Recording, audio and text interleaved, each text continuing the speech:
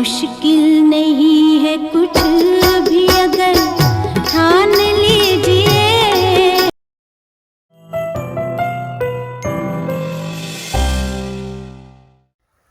नमस्कार मित्रांनो, thinking mind RJ या यूट्यूब चॅनलवर तुम्हा सर्वांचं पुन्हा एकदा स्वागत आहे. सीधी बात नो बकवास. आपल्याला कॅमेऱ्यासमोर दिसत आहेत प्रवीण साखरे सर आहेत. हे छत्रपती संभाजीनगर येथे राहतात आणि यांचा प्लॉट कुठे आहे, म्हणजे यांनी अजून काही लागवड केलेली नाही आहे. हे नवीन शेतकरी आहेत. यांनी आपले व्हिडिओ पाहिलेत यूट्यूबवर, त्यांचं बरेच व्हिडिओ त्यांनी पाहिलेत, त्यांनी बरंच नॉलेज घेतलेलं आहे. त्यांनी मला फोन केला की सर आमच्या प्लॉटला या, आमच्या जमिनीकडे या. आता मी त्यांच्या प्लॉटला नाही आहे, हा प्लॉट त्यांचा नाही आहे, त्यांच्या बाजूला थोड्या अंतरावर हा प्लॉट आहे. त्यांची जमीन मी पाहिली आहे.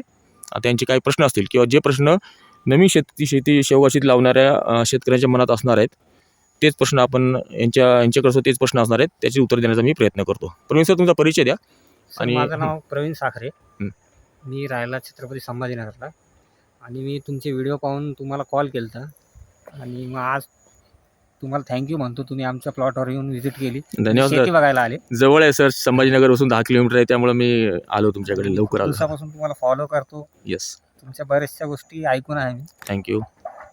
तर माझा पहिला प्रश्न होता सर, जमीन कशी हवी आणि म्हणजे चांगलं अंतर काय आहे शेवगा लावण्यासाठी? ओके, या दोन प्रश्न उत्तर आता देऊ का नंतर अजून तुम्ही प्रश्न विचारा? मग चालेल. ॲट अ टाइम तुम्ही सगळे प्रश्न विचारले तर मग एखादा प्रश्न माझ्याकडून हुकून जाईल, एखादा प्रश्न आपण दोन प्रश्नाचे उत्तर घेऊयात. पहिला तुमचा प्रश्न होता की जमीन कशी हवी. तर खूप महत्त्वाचा प्रश्न तुम्ही विचारला, कारण शेवग्याला लावताना जमिनीचा विचार करणं खूप महत्त्वाची गोष्ट आहे. ती जमीन सर पाण्याचा उत्तम निचरा असणारी हवी, जिथं वापसा लवकर यायला हवा आहे. आणि हलकी जमीन असेल, भुरकट जमीन असेल, तांबडी जमीन असेल, ही जमीन शेवग्याला खूप मानवते. तिथं खडक असेल, मुरुम असेल, आहे ना, अशी जमीन असायला हवी ज्याचा पाण्याचा वापसा उत्तम व्हायला हवा. पाणी धरून ठेवणारी जमीन नको आहे आपल्याला, चिकन माती नको, पाण्यात निचरा व्हायला हवी. तिथं आपला 50% प्रॉब्लेम शेवगा शेती सक्सेस करण्यामधला सॉल्व्ह झालेला आहे. म्हणजे सगळ्यात महत्त्वाची गोष्ट आहे जमीन, कारण पाऊस जरी कमी जास्त झाला तरी पाणी धरून ठेवायला नको आहे जमिनीनं, है ना. आणि पाण्याचं स्थान वगैरे बाकीच्या गोष्टी नंतर आहेत, पण त्यासाठी सुद्धा ही जमीन खूप शेवगाच्याला मानवते. त्यामुळे पाण्याचा उत्तम निचरा असणारी जमीन हवी. दुसरा तुमचा प्रश्न होता की काय होता, अंतर किती असावं. अंतर तुम्ही किती क्षेत्र लावताय? आपण 1 एकर लावतो. 1 एकर लावतो. 1 एकरसाठी आयडियल अंतर आहे 12/6+1. 12/6 याचा अर्थ असा की 12 फूट जे अंतर आहे ओळीमधलं अंतर 12 फूट, बरोबर. आणि 2 झाडामधलं अंतर 6. +1 म्हणजे काय, दर 6 फुटानंतर 1 फुटावर, म्हणजे 7व्या फुट आपण दुसरं बी लावणार आहेत. 12/6 म्हणजे काय, 12 ओळीमधलं अंतर झालं, 6 फुटावर 1 बी आपण लावणार आहे ना. 12/6+1 काय झालं, 12 ओळीमधलं अंतर, 6 फूट 2 झाडामधलं अंतर, आणि तिथून 6व्या फुटापासून आपण 1 फूट अंतर सोडून दुसरं बी तिथे टोकणार आहे. तिथून परत 6व्या फुटात 4थं बी येतील, है ना. 12/6+1 अशा पद्धतीने लागवड करा. तिसरा प्रश्न सांगा, तिसरा आणि चौथा. सर, सेटिंग होऊन जी फळ बाहेर येतात त्याच्यामध्ये येणारे कीड रोग, त्याचं कसं करायचं? नाही, सेटिंग होऊन फळ जेव्हा बाहेर येतं तेव्हा काही कीड नसते त्यावेळेस. जनरली काय होतं यावेळेस मेजर प्रॉब्लेम जो असतो, हा खूप पुढचा प्रश्न विचारला तुम्ही नवीन शेतकरी असून सुद्धा, पण तुमचा अभ्यास आहे त्यामुळे तुम्ही हा प्रश्न तुमच्या मनात आला आहे. फक्त सेटिंग होणं ही चॅलेंजिंग असतं. कारण शेवग्या शेतीमध्ये फुलगळ खूप प्रमाणात होते. तुम्ही नवीन शेतकरी आहेत, मी आवर्जून तुम्हाला एक गोष्ट सांगेल की इतर पिकामधील फुलगळ आणि शेवग्यातील फुलगळ यात जमीन आसमानाचा फरक आहे. साधासुद्धा नाही, जमीन आसमानाचा फरक आहे. कारण शेवग्यामध्ये जवळपास एका झाडाला पहिल्या बहार म्हणजे 6व्या महिन्यानंतर जे फुलं चालू होतात त्याच्यामध्ये 20 ते 25,000 फुलं एका झाडाला लागणार आहेत.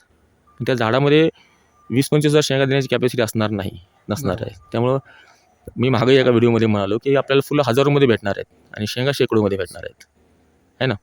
तर त्यामुळं फुलगळ या झाडामध्ये खूप जास्त प्रमाणात होते. पण फुलगळाला घाबरून जायचं काम नाही आहे. सोबतच पॅरलेली त्याचं एका झुपक्यामधून आपल्याला 3-3, 4-4 सेटिंग दिसायला चालू होतात आणि फुलगळ होतील बाकीची. कारण एका झुपक्यामधून तुम्हाला 1 ते 2 शेंगाच मिळणार आहेत. तुम्हाला पूर्ण याला झुपक्यातून जेवढे फुलं आलेत, एका झुपक्यात कमीत कमी 20-25 फुलं असतील समजा, 20-25 शेंगा नाही लागणार, ते फांदी तुटून जाईल ती, है ना. तर निसर्गाला सुद्धा आपण थोडंसं समजून घ्यायला हवे की एका फांदीतून आपल्याला 2-4 शेंगा भेटणार आहे, एका फांदीमध्ये एका झुपक्यातून 2-3 शेंगा भेटतील एवढंच अपेक्षा ठेवा. तर फुलगळ खूप प्रमाणात होते. हे एक चॅलेंज असतं त्यावेळेस जेव्हा तुम्ही प्रश्न विचारला होता की सेटिंग होऊन येताना कीड वगैरे काय असते. ते कीड काय, आळी वगैरे कीड असते त्यावेळेस, दुसरं काही विशेष नसतं. त्यामुळे सेटिंग करून घेणं एक चॅलेंजिंग असतं. त्यासाठी काही उपाययोजना आपण नेहमी सांगतो, त्यासुद्धा उपाययोजना मी तुम्हाला सांगेल. ती वेळ तुमच्या अजून आलेली नाही आहे. तुमच्याकडून मला खूप बेसिक प्रश्न अपेक्षित आहेत. जसं तुम्ही खूप चांगला प्रश्न विचारले, जमिनीचं काय असायला हवं, नंतर काय असायला, अजून काय प्रश्न आहेत? आणि तणांचं नियंत्रण कसं करायचं, ते एक महत्त्वाचा प्रश्न. तणनाशक नाही वापरायचं तुमचा, कारण की आमच्या इथे लेबर भेटत नाही. तणनाशक शक्यतो वापरू नका माझं म्हणणं राहील. पण जर आता तुम्ही म्हणता लेबर खूप तुमच्याकडे उपलब्ध नसतात, मध्ये रोटा मारा किंवा आपले हे मारतो ना आपण काय म्हणतात त्याला, छोटे ट्रॅक्टर वगैरे असतात ते करून बघा. त्याने थोडं कंट्रोलमध्ये होतं. 2 झाडामधलं उपटून काढा, थोडीशी मेहनत घ्यावी लागेल. असं नियोजन करता आलं तर बघा. नसेलच तर मग तणनाशक मारा. पण तणनाशक मारा मी सल्ला कधी देत नाही, मी कधी देणार पण नाही. पण मारायचं असेल, आता काही पर्यायच नसेल आपल्याकडे, मग थोडंसं त्याला कॅप मिळते, थोडंसं नोजल अशी कॅप लावते ना, ती कॅप लावून झाडाला उडणार नाही. कारण की आपलं अंतर जास्त असल्यामुळे मध्ये तण येणार आहेत सर. येणार तण येणार. ते थोडं नियोजन करावं लागेल. तणनाशक मारा मग हरकत नाही, पण खूप काळजीपूर्वक मारा. हवा नसताना मारा. जे मधलं आपण पट्टा सोडतोय त्याच्यात मारलं तर चालतंय का? मारलं चालते, पण त्याची वाफ झाडावर नको उडायला. झाड खूप सेन्सिटिव्ह आहे तणाला. झाडाची पानं आकसून जातील. बाकी असं सुची पण झाडं असतात ना, सुचीसाठी तसे पानं होतात ते, आणि ते चांगलं नाही शेवग्यासाठी. थोडंसं नियोजन करा. नसेलच काय पर्याय तर मग थोडं मारा, हलकं मारा, आणि झाडावर त्याची वाफ जाणार नाही याची काळजी घ्या. अजून बस सर, एवढेच प्रश्न होते माझे. अरे एवढं कसं काय, नवीन शेतकरी तुमचे जास्त प्रश्न यायला पाहिजेत. सर आता लागवड केल्यावर नवीन प्रश्न निर्माण होतात तेव्हा मी तुम्हाला बोलणारच. बरं चला, मी तुम्हाला काय उत्तर देतो. तुम्ही न विचारलेल्या प्रश्नाचे उत्तर देतो. जेव्हा तुम्ही टोकन पद्धतीने लागवड कराल शेवगा शेतीमध्ये, आता 1 एकर लावताय तुम्ही, तर 200 नर्सरी बॅग विकत आणा. Nursery bag. आणि ज्यावेळेस तुम्ही बी शेतामध्ये टोकाल त्याच वेळेस तुम्ही याच्यामध्ये बी टोका, याच्यामध्ये नर्सरी बॅगमध्ये. ओके. जेणेकरून काय होईल, जर काही तूट पडली, आता माझ्याकडे जे बियाणं असतात त्याचे 90% जर्मिनेशन आहे, 5-10% तूट पडणारच आहे. शिवाय काही रोपं उगवलेत आणि मरून गेलेत, कसे काही कारण असतात मरून गेले, तर त्या ठिकाणी जे तूट पडली त्या ठिकाणी दुसरं बी लावू नका. तर त्या ठिकाणी नर्सरी बॅगमध्ये आपण झाड लावले ते झाड लावा, जेणेकरून समवयस्क झाड त्या ठिकाणी येईल, मागं पुढं होणार नाही. त्याला प्लॅन बी आपण तयार ठेवूयात नर्सरी बॅगचा. हा एक प्रश्न झाला ज्या नवीन शेतकऱ्याच्या मनामध्ये येणारा. अजून एक प्रश्न असतो की लागवडीनंतर जेव्हा आपण बी लावू तेव्हा पाण्याचं नियोजन कसं करायचं. तर त्या ठिकाणी काय, जेव्हा दिवशी आपण बी लावू त्या दिवशी जमीन ओली करून घ्या, जेणेकरून बी आपली व्यवस्थित लावता येईल, टोकन पद्धतीने त्याला लावता येईल. आणि त्यानंतर 3 दिवस रोज पाणी द्यायचं आहे. आणि किती वेळ द्यायचं सर? अंदाजे बी भिजेल एवढं पाणी द्या. 1 लिटर 2 लिटर पाण्यामध्ये बी भिजून जाईल. जर्मिनेटरचा वगैरे वापर करू शकता. जर्मिनेटर वापरू शकता. तर 3 दिवस लगातार पाणी द्यायचं आहे, आणि त्याच्यानंतर 1 दिवस आड पाणी द्यायचं. या वातावरणामध्ये डिसेंबरमध्ये आपण बोलतोय, 1 दिवस आड पाणी द्यायचं. तो पण पाणी 1 दिवस आड द्या जोपर्यंत ते उगून येत नाहीत. उगून आल्यानंतर आपलं 1 दिवस आड 2 दिवस आड वातावरण पण आपण ते ठरवू. पण 1 दिवस आड साधारण किती वेळ? आता वेळ नाही सांगत मी तुम्हाला, लिटर सांगतो. तुमच्या ड्रीपचं किती आउटलेट आहे त्याच्यावरती वेळ ठरेल आहे ना. 1 ते 2 लिटर पाणी जाऊ देत, जेणेकरून ती बी भिजायला हवे व्यवस्थित आहे ना. आता तुमचं आउटलेट जर किती असेल 10 लिटर, 1 तासाला किती पाणी पडतंय? 8 लिटर पाणी पडतंय. त्या हिशोबाने तुम्ही कॅल्क्युलेट करा की 2 त्याच्यासाठी आपल्याला 15 मिनिटं असेल, 10 मिनिटं असेल ना, त्या हिशोबाने ते कॅल्क्युलेट करून ते पाणी सोडा तेवढा वेळ.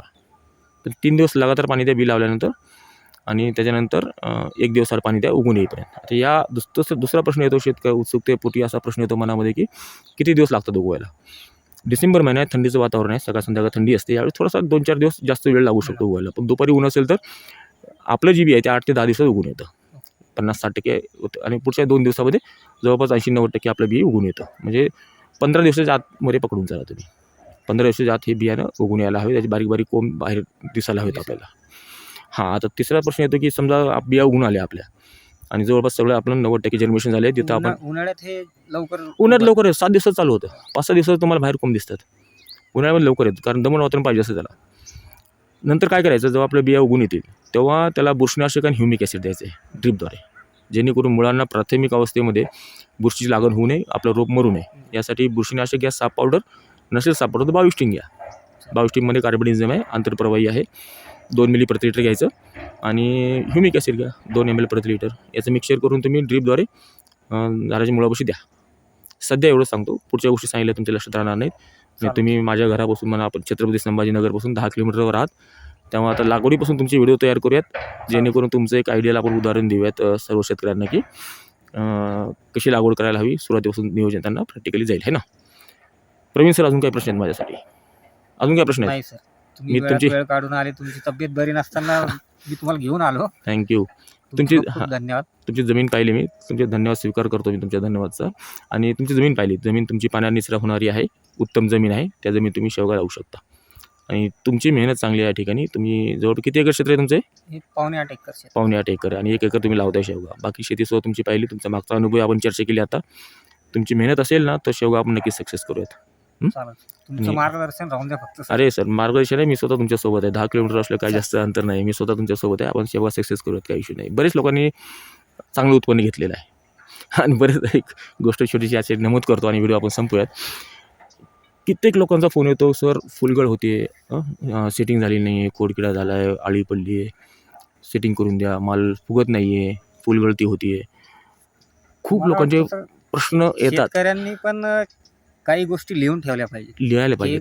वरती प्रॉब्लेम लिहून ठेवायला पाहिजे की त्या टायमात आपण काय केलं होतं. एक्झॅक्टली. आणि जरी ते झालं नाही तसं, मग तुमच्यासारख्या तज्ज्ञांना फोन करून विचारायला पाहिजे. बिलकुल. आणि मी म्हणतो 6 महिने खूप वेळ झाला. आपण शेवगा शेतीमध्ये कुणीही एक्सपर्ट होऊ शकतो. काही खूप रॉकेट सायन्स नाही आहे शेवगा शेती मी म्हणजे. तुम्हाला म्हणताना तेच म्हणलो ना, मी हां. त्याची पूर्ण डायरी मेंटेन करणार हम्म. किंवा कधी काय केलं, काय कोणचं आपल्याला प्रॉब्लेम आल्यावर आपण काय सोल्युशन त्याच्यावर केलंय बरोबर. ते एक आपल्या वहीत लिहून ठेवलं तर आपल्याला समजतं की बाबा हा प्रॉब्लेम आहे ना, हा सॉल्व्ह होईल. हा सॉल्व होईल. बरोबर, बस तेच आहे. आता अळीसाठी आपण साधं सांगत असतो, इमामिक्टिंग घ्या अर्धा ग्रॅमनी. साधा म्हणजे जास्त प्रभावी औषध घेऊ नका शेती. तुम्हाला या सांगतो, तुम्ही नवीन शेतकरी आहात, जास्त प्रभावी औषधाची फवारणी असेल किंवा जास्त खर्च करू नका शेवगा शेतीवर. कमीत कमी खर्च करा. 6व्या महिन्यात तुमची इन्व्हेस्टमेंट निघायला हवी आणि थोडंसं प्रॉफिट आपल्या हातात यायला हवे आणि त्यांनी तुमचा कॉन्फिडन्स वाढेल. मी आहे तुमच्यासोबत, काही टेन्शन नाही. मी एक मुद्दा बोलणार होतो, मध्येच तुम्ही लिहून हां. ठेवायचा मुद्दा बोललात, त्यामुळे तो राहून गेला आहे, की मी एक तेवढी गोष्ट नमूद करतो, की बरेच लोकांचे विविध फोन येतात, ज्यांना मी शक्य आहे तेवढं माझ्या लिमिटेड नॉलेजनुसार मदत करतोच आहे. पण एखाद दुसऱ्या शेतकऱ्यांना मी असं सजेस्ट की तुम्ही जरा मला फोन करून सांगत चला, की तुम्हाला जर उत्पन्न चांगलं भेटलं, सांगा तर खरी, की सर चांगलं उत्पन्न भेटलं आहे, ₹1,00,000 झाले, ₹2,00,000 झाले, 50,000 जे काय असेल तेवढं सांगत. आणि काय होतं, मला समाधान भेटतं. मी तुम्हाला पैसे थोडेच मागणार आहे आणि माझा अधिकारी नाही ते. फक्त मला काय होतं, समाधान भेटतं, ती ऊर्जा भेटते मला. आणि ती ऊर्जा माझ्या पुढच्या 6 महिने मला मदत करते या काम करण्यासाठी. पेट्रोल असतं माझं ते. म्हणजे तुम्ही जर बोललात की सर चांगलं प्रॉफिट झाले, आय एम हॅपी, मी आनंदी आहे शेवगा शेती करून, एवढं बोलले तरी खूप लाख रुपये भेटल्यासारखं मला आनंद मिळेल सर. मी तुम्हाला येतानाच म्हणलो सर की तुम्ही तुमचं काम सांभाळून शेतकऱ्यांना मार्गदर्शन मोलाचं करताय, ही खूप मोठी गोष्ट आहे. थँक्यू. माझं कौतुक आणि स्तुती केल्याबद्दल तुमचे धन्यवाद. चालेल सर. हां, थँक्यू. धन्यवाद. थँक्यू.